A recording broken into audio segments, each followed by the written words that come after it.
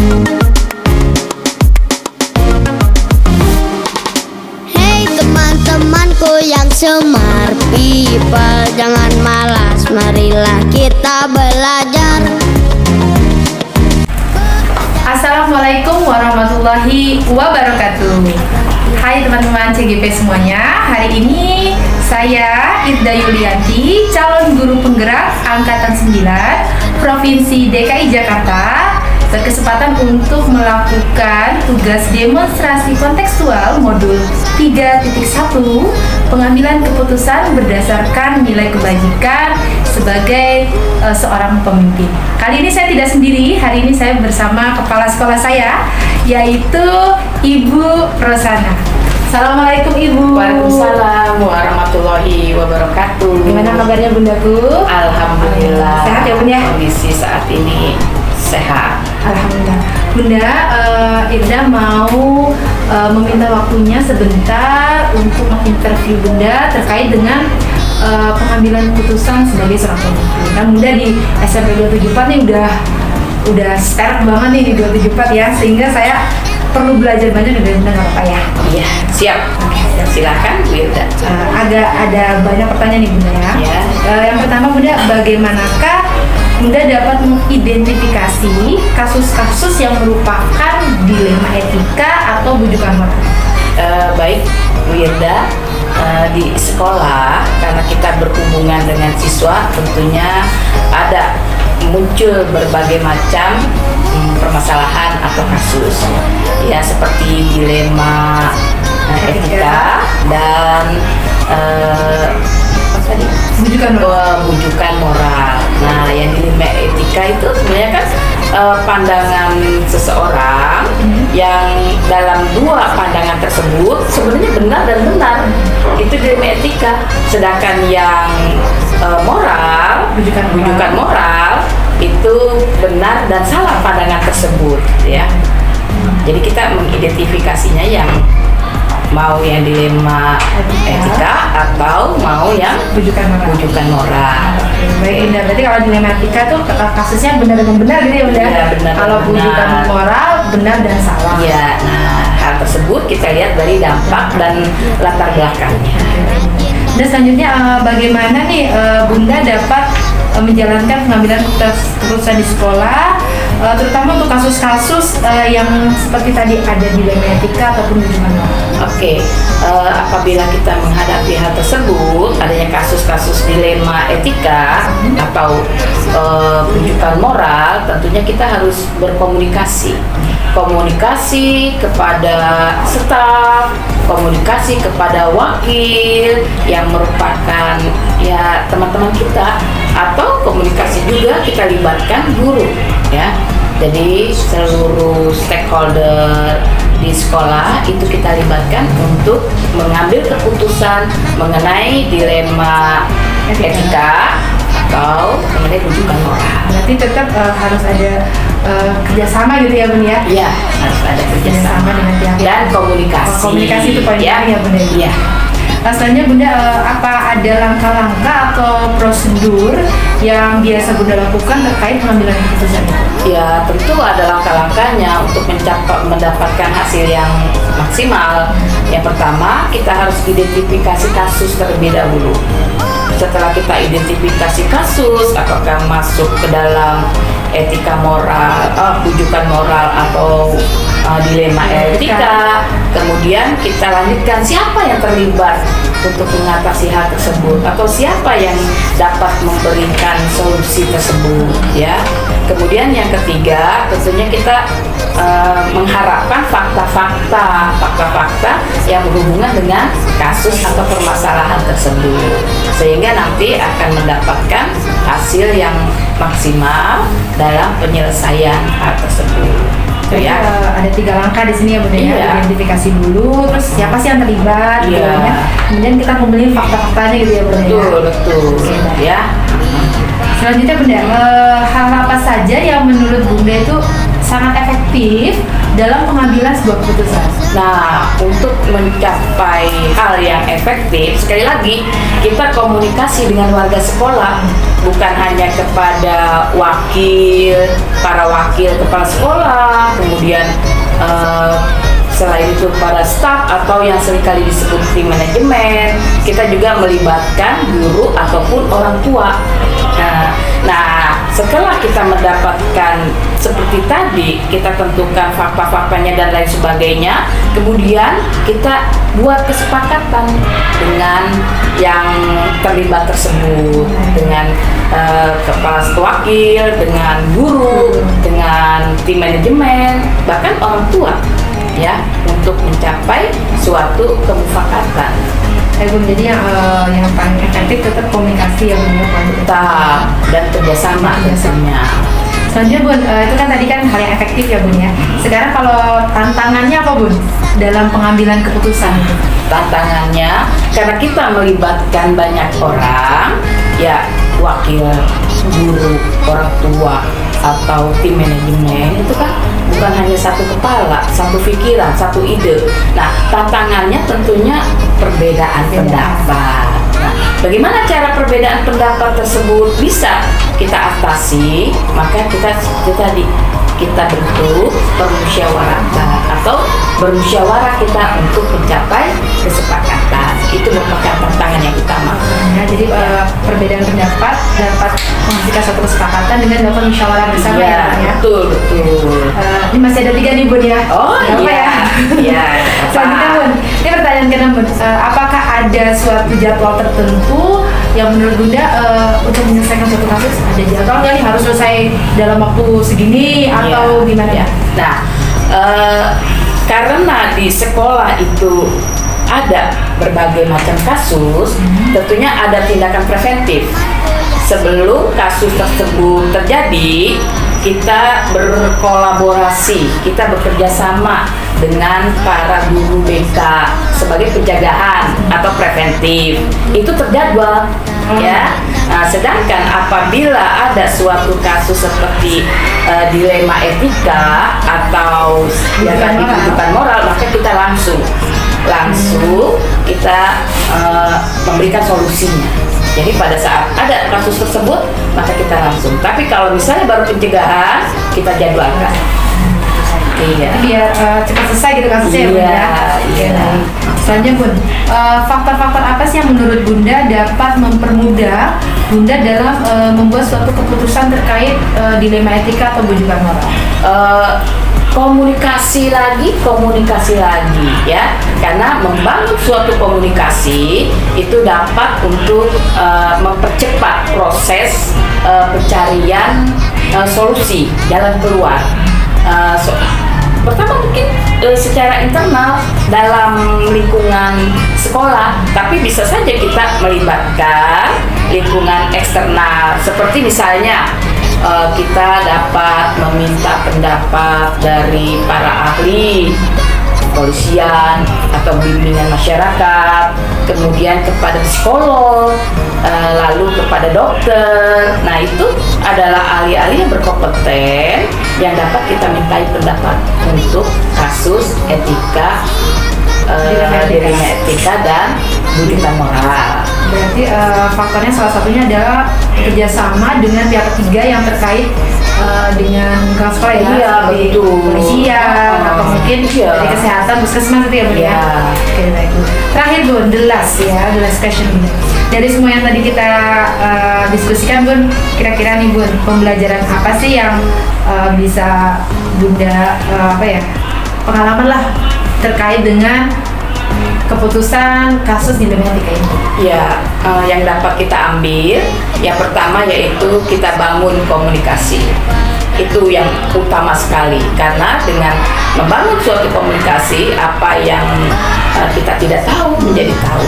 Kemudian yang kedua, kita pelibatan orang lain atau kerjasama, biar baik itu secara internal maupun secara eksternal, baik itu dari dalam stakeholder kita maupun dari luar. Dan yang ketiga yaitu kita berfokus pada anak, kita fokus kepada siswa, karena yaitu tadi sekolah merupakan perwujudan dari siswa-siswa yang nantinya akan menjadi generasi yang akan datang. Tentunya generasi tersebut yang tidak memiliki permasalahan atau kalaupun ada permasalahan mudah untuk diatasi. Berarti yang bisa saya ambil nih, kita harus menjalin komunikasi yang pertama ya, Bu. Ya. Kemudian kita juga harus melibatkan pihak ketiga untuk kita kerjasama dalam mencari solusi Ya, setiap kerjasama itu ya. Dan poin penting adalah semua ini untuk kebutuhan siswa, Ya. kepentingan siswa, gitu ya Bunda ya. Ya. Oke. Jadi fokus pada siswa. pada siswa. Ya. Bunda, terima kasih banyak atas waktunya. Banyak sekali ilmu yang saya dapatkan hari ini. Sehat selalu buat bundaku saya. Amin, Sehat amin. selalu Bunda. Assalamualaikum Bunda. Waalaikumsalam warahmatullahi wabarakatuh. Baik teman-teman CGP semua, begitulah hasil diskusi saya dengan Kepala Sekolah SMP Negeri 270. Wassalamualaikum warahmatullahi wabarakatuh. Waalaikumsalam warahmatullahi wabarakatuh. Jangan malas-malasan, sayangilah dirimu. Mari gapai masa depan bersamaku. Mari gapai masa depan bersamaku. Mari gapai masa depan bersamaku.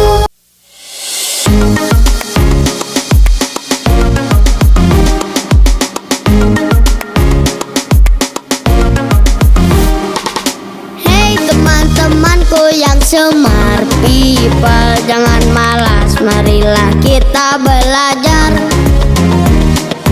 Belajar ke sekolah dengan semangat agar kita pintar, rajin dan cermat. Rapihkanlah bajumu, siapkan tas gendongmu. Mari belajar ke sekolah bersamaku. Assalamualaikum warahmatullahi wabarakatuh. Bertemu kembali dengan saya Ida Yulianti, calon guru penggerak Angkatan 9 Provinsi DKI Jakarta. Pada kesempatan kali ini saya akan melakukan kegiatan demonstrasi kontekstual, yaitu mewawancarai kepala sekolah yang berkaitan dengan pengambilan keputusan berdasarkan nilai kebajikan sebagai pemimpin. Hari ini saya tidak sendiri, hari ini saya bersama dengan Ibu Lilis Rokisa. Assalamualaikum Bu Lilis. Bagaimana kabarnya Bu Lilis? Alhamdulillah baik. Alhamdulillah baik. Beliau adalah kepala sekolah dari SMK Islam Bahagia. Bu Lilis, saya minta waktunya boleh? Boleh ya, silakan. Bu Lilis, ini saya kebetulan ada tugas dari TGP Mobil 3001 mengenai misalnya pengambilan keputusan sebagai seorang pemimpin terkait dengan kebajikan. Bu Lilis kan salah satu pemimpin ya di sini kepala sekolah SMK Islam Bahagia. Ada beberapa pertanyaan yang mungkin saya akan ajukan sehingga saya bisa ambil pelajaran yang bermakna jikalau suatu saat nanti saya harus membuat sebuah keputusan. Ya. Selama ini bagaimana Ibu mengidentifikasi kasus-kasus yang merupakan kategori dilematika atau kedudukan moral yang pasti selalu ada di setiap sebuah instansi? Baik, untuk dilema etika itu kan berarti situasi dan kondisinya adalah kita mengambil keputusan di mana ada dua pilihan yang benar ya. Iya. Di kalau juga moral kan pilihannya itu satu benar satu salah. Maka yang perlu kita identifikasi adalah alasan buatan keputusannya. Jika alasan buatan keputusannya itu diharapkan pada kebenaran dan tentu masuk akal, maka kita masuk ke kategori dilema etika. Tapi jika kebalikannya masuk akal, maka masuk berdasarkan alasannya sebuah keputusan. Jadi Lilis, kalau misalnya kita masalah yang berkesinambungan gitu ya, berarti dilematika kategorinya dilematika. Selanjutnya Bu, bagaimana sih Ibu dapat menjalankan pengambilan keputusan di sekolah yang Ibu pimpin ini, terutama kasus-kasus di mana terdapat dua kepentingan di sana, benar atau salah atau sama-sama mengandung nilai kebenaran? Biasanya saya akan koordinasi dengan pihak terkait, terutama yang lebih dekat dengan siswa, mulai dari wali kelas, lalu ke BP atau IK, kemudian ada yang namanya anggota kesiswaan. Itu wala juga kadang-kadang mendapatkan orang dari guru ya. Jadi pihak terkait di bawah itu unsur paling bawah itu yang paling diperhatikan. Jadi itu mau solusi soal. Jadi nggak bisa sendiri gitu, Nggak bisa sendiri. harus berkoordinasi kerjasama ya. Selanjutnya, Bu Lilis, prosedur atau langkah-langkah yang biasa Ibu lakukan dalam pengambilan sebuah keputusan?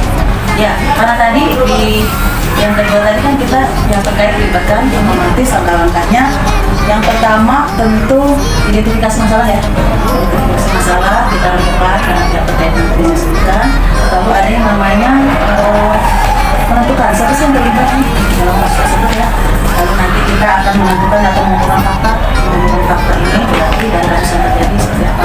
Lalu dilanjutkan dengan investigasi dan kemudian kita ada pengambilan keputusan tidak serta-merta keputusan sendiri dalam profesional. Memang ada tahapan-tahapan yang bisa langsung berat gitu ya. Banyak sekali ya yang harus timbangannya ya. Selanjutnya nih Bu, hal apa saja selama ini Ibu anggap efektif dalam pengambilan keputusan terkait dengan kasus-kasus yang tidak Indonesia ini? Ya, yang paling efektif itu sebenarnya adalah bagaimana pihak terkait yang tadi saya sebutkan, mulai dari balas, dari mereka atau pengambil kesiswaan itu akan efektif kalau masing-masing dari mereka itu bisa menjalankan tupoksinya, ya tugas pokok dan fungsinya mereka, gitu. Otomatis akan memudahkan saya tentang pengambil keputusan atau membicarakan kasus tersebut. Jadi kan karena saya tidak bisa berdiri sendiri, dan mereka itu harus memahami tupoksinya lalu menjalankan secara tupoksinya. Itu paling efektif. Paling efektif ya Bu ya. Kita butuh pihak ketiga yang terkait dengan setiap kasus yang Bu ya.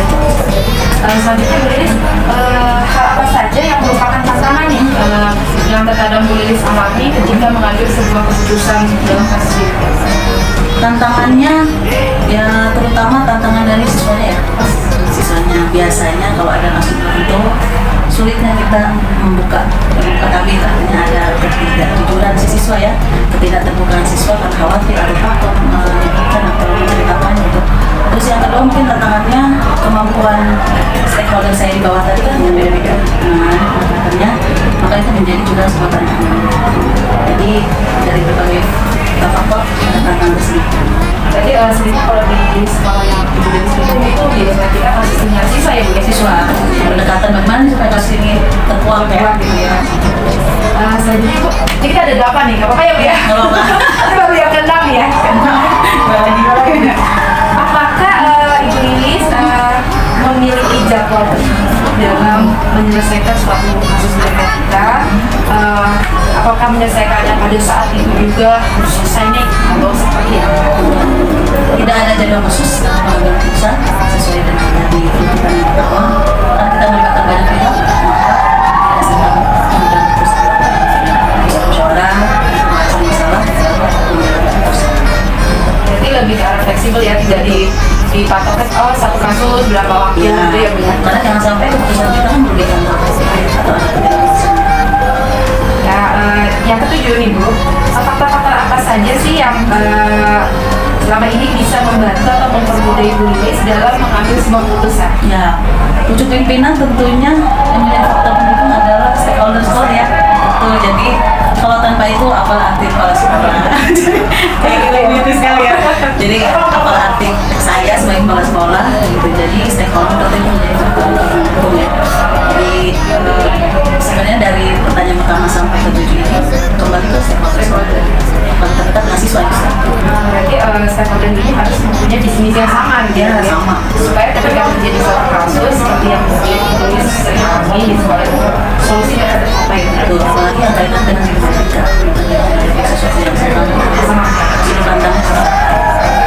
Yang terakhir nih, dari semua yang tadi Bu Lilis sampaikan, pembelajaran apa sih yang bisa Ibu ambil gitu ya hikmahnya dalam mengambil suatu keputusan di dalam ketika yang notabene itu sebagai pucuk pimpinan di sekolah gitu. Oke, pengambilan keputusan memang tidak bisa memuaskan semua pihak, tapi pembelajarannya tentu setiap kita dihadapkan pada kasus tersebut, kita akan belajar bahwa contoh kasus dilematika benar-benar.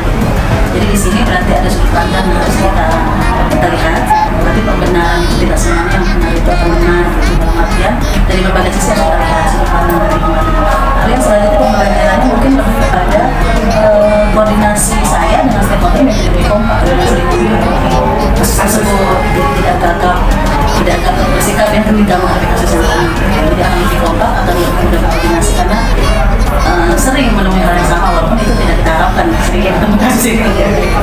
Berarti pembelajarannya ini benar-benar kita tidak bisa harus waktu itu saja memuaskan masalah ya, tetap ada yang kita berikan gitu ya. Ibu Lina, terima kasih banyak atas waktunya dan ilmunya. Saya terima kasih banyak. Semoga Ibu selalu diberi kesehatan, sukses selalu dan bisa memimpin SMK Islam Bahagia. Terima kasih. Terima kasih Ibu. Assalamualaikum warahmatullahi wabarakatuh. Waalaikumsalam. Baik teman-teman semua, seperti itulah percakapan saya dengan Ibu Lilis, Kepala Sekolah SMK Islam Bahagia. Terima kasih. Wassalamualaikum warahmatullahi wabarakatuh. Waalaikumsalam.